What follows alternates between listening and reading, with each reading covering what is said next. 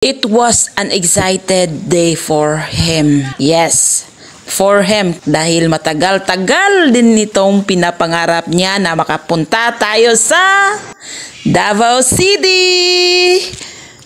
Here we come! So yan na nga, ready na yung mga bag namin. Ready na yung bag para sa Davao trip namin. Fast forward mga ka-greeners dahil hindi ko nakunan yung pagsakay namin sa mga bus.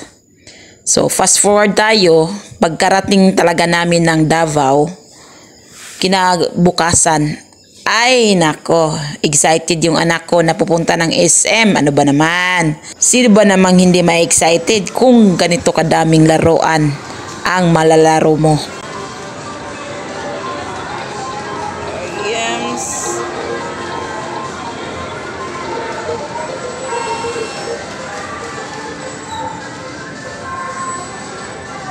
O di ba nakakalito kung saan ka dito maglalaro? Ayan, unang subok ng aking anak. Bisan mo, kayang oras. Ay, basa. Yeah. Toing! Failed. Nakakatawa, pero nakaka-enjoy. Second attempt na laro, so dito tayo na-enjoy. Lalong-lalo na itong anak ko. Oh, ayan niya. Tingnan niyo yung muka. Dahil sa kaka-excited na makapunta ng Davao ng aking anak, 3D siyang tinatrangkaso or nilalagnat. Ay, binabaliwala niya dahil sa kanyang kagustuhan na makapunta talaga ng Davao. Para sa akin bilang isang ina, medyo kinakabahan dahil kami lang dalawa yung magbibiyahe. At saka malayo yung Davao dito sa amin. Nasa 16 hours ang biyahe papuntang Davao. So napakalayo. Pero hindi yan iniinda ng aking anak dahil sa tagal niya talagang pinapangarap o iniisip kung anong itsura. Kahit na medyo may iniinda siyang lagnat, ay binabaliwala, kaya go for the go. Iba talaga kapag may gusto, diba? So balik na tayo dito sa kanyang paglalaro. Kibali, marami siyang sinubukan na laro at na-excited din siya sa mga prizes kasi kapag marami kang tickets, may mga laruan in exchange or pwede ring pagkain. So depende na rin yun sa iyong mga tickets na nakukolekta sa iyong paglalaro. Kaya hinahayaan ko lamang sa paglalaro yung aking anak. Ipinapasulit ko sa kanya yung laro pero may limitasyon of course. Kasi yung pera namin hindi pwedeng maubos-ubos. Kasi uwi pa kami, wala kami pamasahe. Day 2 sa pag-i-stay namin sa Davao. Ito na ang pinaka-exciting. Ang makapunta sa Crocodile Park. Sumusulat lang ako dito sa aming mga pangalan at saka nagbayad. So, excited na tayo makapasok sa Crocodile Park. Last year, nung nakapunta ako dito sa Crocodile Park, mga 2010. So, 2005. So, ang tagal-tagal din, no? Siguro marami ang nadagdag na mga hayop. So, let's go and let's go inside. Pero before that, before naming pumasok, ay dito muna kami sa mga bench para kumain ng pananghalian. Kasi mga 10 na kami nakarating dito, 10 to 11 man yata nakarating kami. So, kumain na kami bago kami pumasok sa park.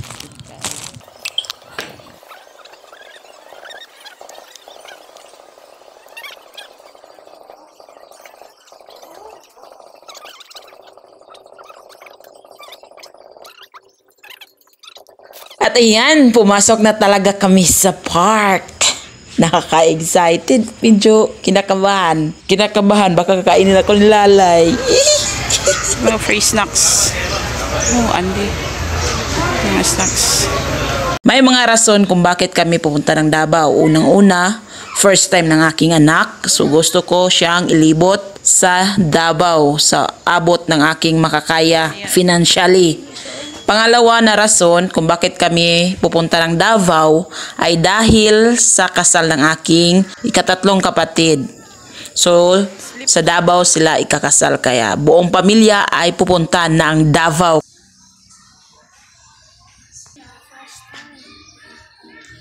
Tawas crocodile. Ayaw, di na makuan.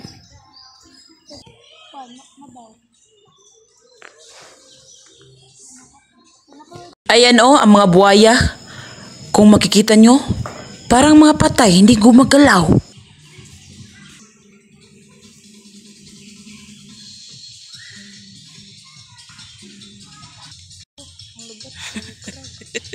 Why? Diba ako ba? Eh. Anak, ano nila lang din sa kanila. Sa una, gamay pa kaya ni.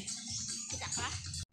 Finally! Nandito na kami sa Crocodile Park. Ayan, ang daming buhaya. May tawad ra. True.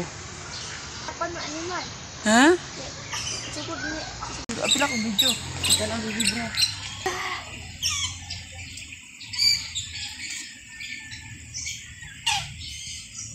Kinsa ka na nila pagdakop, no? Nakon mo. Ramay.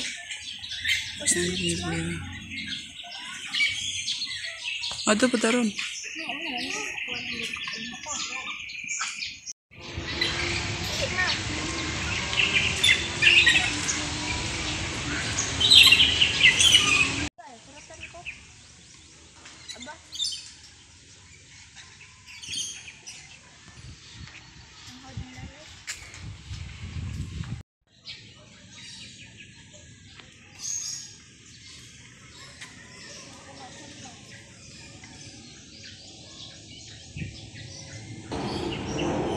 Crocodile?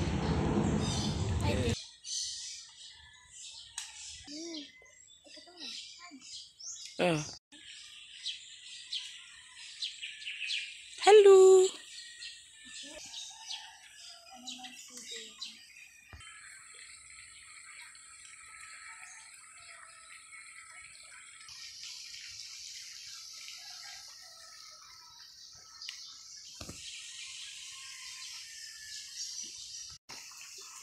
Kadagan sa koi fish. Dahil sila nako pinduol. Ano na sa akin? Lampang may ligtas tambulog. Tambulog na.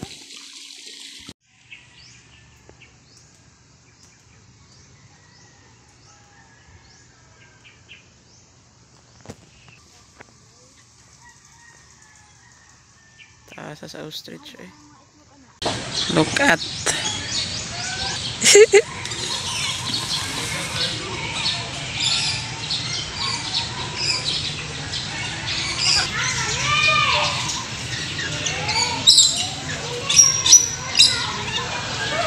Ada.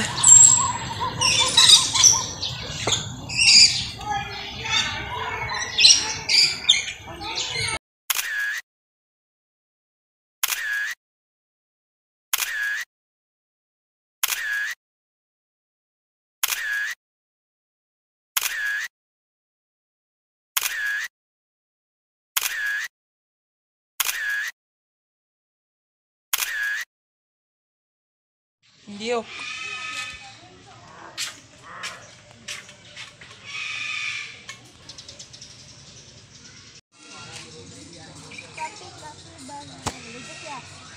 For a dog, for the win.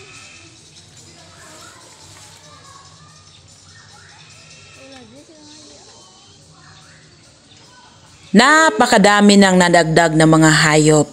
So, hindi muna ako nagsasalita kasi gusto ko ring marinig nyo yung mga tunog ng mga hayop na nandun sa Crocodile Park. So, bali, ang napapansin ko dun, napakadaming crocodile kasi nga Crocodile Park. Nilalagyan na lang nila ng iba't ibang mga hayop para ma-enjoy ng mga tao na pupunta doon. Hello.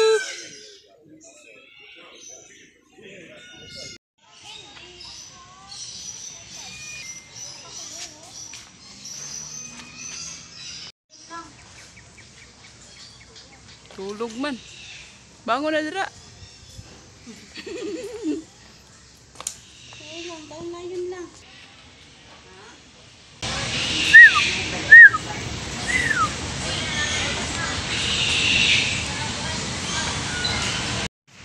Doon naman kami pumunta sa Magsaysay Park kung saan marami din Magsaysay tayong Park. matutunan dahil may mga iba't ibang Different tribo tribes. pala ang Davao.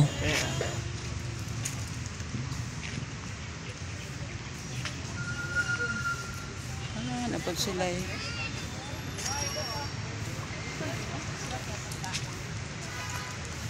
Pagtig sa loob.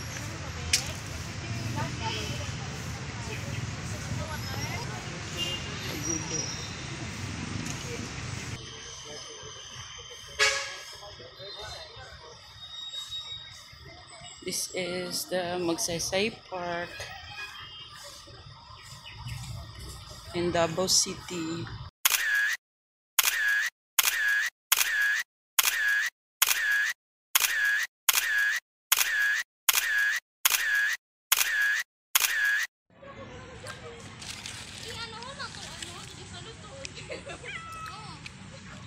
Walang katapusang lakad or pagbiyahe or paglalakbay. Kasi kinagabihan, pumunta naman kami sa Coastal Road dahil gusto namin makita ang coastal area or coastal road ng Davao City. Nakaka-enjoy pala dito kasi napaka-fresh ng hangin. Pero kapag uuwi ka ng bahay nyo, ang init. Lalong-lalo na yung area ng aking kapatid. Sobrang init. Kasi nasa squatter area lang sila. Kinabukasan, another activities na naman dahil pumunta kami sa dagat para makapag-refresh at maranasan din naming maligo sa dagat ng Davao. At ito ang aming mga baon. Nilagang mais, sandia, may fresh fruit salad, Sweet corn. kanin, at iba pa. Tambal sa UTI. So, enjoy lang kahit sa kaunting oras. Mangga.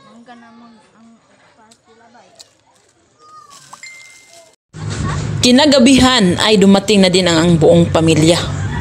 So, galing kami nito sa hapunan ng bahay ng mapapangasawa ng aking kapatid. So, buong pamilya kami dito na nakasakay sa jeep. So, napaka-enjoy para kaming nag-arkila ng isang buong jeep. O, diba? Ang dami namin.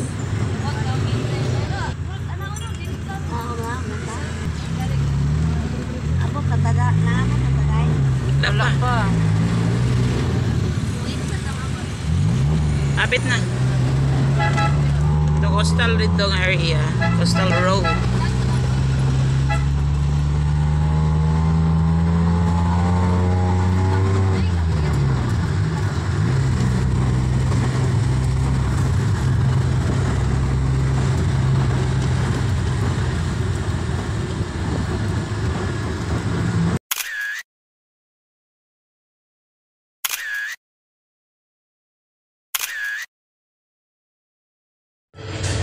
At ito na ang pinakahihintay, ang big day ng aking kapatid. Sayang nga lang dahil hindi ko na kunan or hindi ko na video yung pagpaso ng aking kapatid. So, bali, kaunting clips lamang yung nakuha ko or nakunan ko, kaya just enjoy the ceremony mga ka-greeners. Guniti siya yan. Pikas kamot mag-gunit, pikas kamot. Pero duha ka kamot guniti. Duha ka kamot guniti. Ano ang kamot? Na. First of all, gusto lang ako magpasalamat sa pamilya ni Tata. Tapos,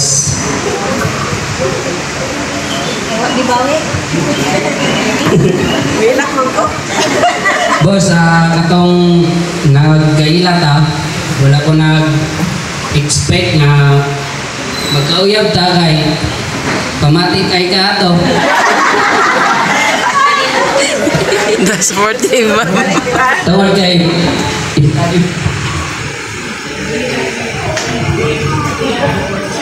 Tungkol kay study kuno ka, ingon ka. Tapos akong giingon sa imo na dili pwede magdesisyon ka na wala pala kita sa personal. Then katong nagkita ka na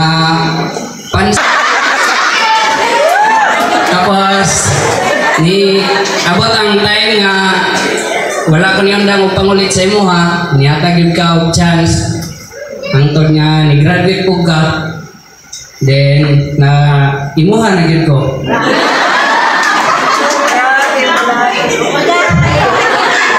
You are my greatest joy. You're a loving girlfriend who patiently support me sa tanan akong mga plano o kinabuhat. Today, I promise you in every difficulties in life, I will stand beside you through challenges and successes. I promise to support you in every goal and every dream and every adventure in life.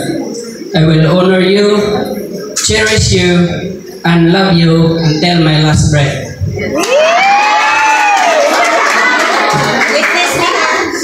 Johnny Ross Kabasag, today I give you my heart, my soul, and my forever.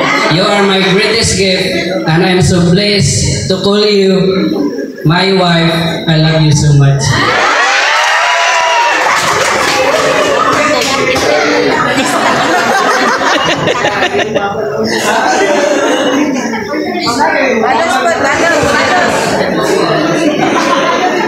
Simpulinhos Bigas.